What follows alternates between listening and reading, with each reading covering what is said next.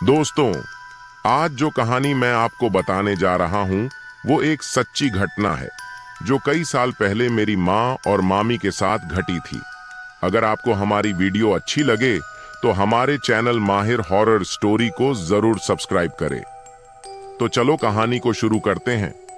मेरी माँ मेरी मौसी के साथ गांव के पास के एक कुएं पर अपने कपड़े धो रही थीं।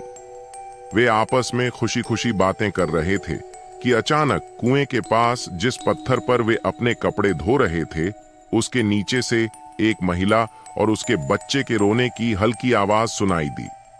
पहले तो उन्हें लगा कि यह सिर्फ उनका वहम है, लेकिन जल्द ही आवाज इतनी तेज हो गई कि सभी लोग बुरी तरह डर गए और अपनी जान बचाने के डर से कांपने लगे। अचानक मेरी माँ और बाकी सभी महिलाओं के पीछे से एक महिला आई और उनसे बोली, जो आप सब सुन रही हैं वह आपकी कल्पना नहीं है, यह सच है। लेकिन अगर आप इससे डर गईं तो यह आप सभी को जिंदा नहीं छोड़ेगी, इसलिए बेहतर होगा कि इसे नजरअंदाज करें और चुप रहें।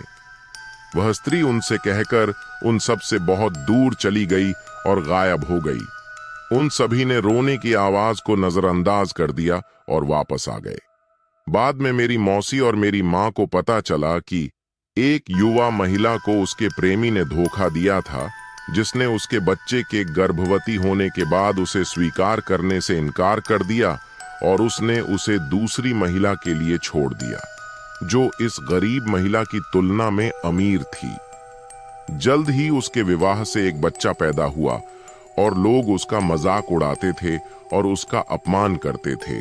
समय समय पर उससे उसके बच्चे के पिता के बारे में पूछते रहते थे, जिससे उसका जीवन कष्टमय हो गया था। एक दिन उसने खुद को उस कुएं में फेंककर आत्महत्या कर ली, लेकिन अभी भी लोग उसके छोटे बच्चे के साथ उसकी रोने की आवाज सुन सकते हैं। वह उसी तरह जोर जोर से रो रही है जिस तरह से उसकी माँ रो रही थी। कई लोगों ने पूर्णिमा के दिन उन्हें अपने बच्चे के साथ दुखी अवस्था में कुएं के पास देखने की सूचना दी है, और मेरी माँ के गांव का कोई भी व्यक्ति उनके श्राप के डर से और अपने जीवन के डर से पूर्णिमा के दिन उस क्षेत्र में जाने की हिम्मत नहीं करता है।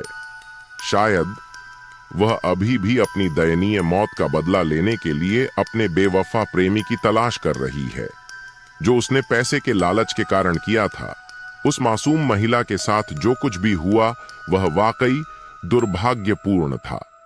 मैं चाहता हूं कि उसके प्रेमी को उसके किए की सजा मिले, लेकिन जिस महिला ने मेरी माँ और दूसरी महिला को चेतावनी दी थी, जो अपने कपड़े धो रही थीं, वह बिल्कुल अलग थी। मुझे अब भी आश्चर्य है कि वह कौन थी। मैं उस दूसरी महिला के बारे में स्पष्टीकरण चाहूंगी, जिसे मेरी माँ सहित सभी महिलाओं ने देखा था। पाठकों, अजीब औरत और इस कहानी के बारे में आपकी राय का हार्दिक स्वागत है। कृपया मुझे समझाइए। मैं आप सभी का बहुत आभारी रहूंगा।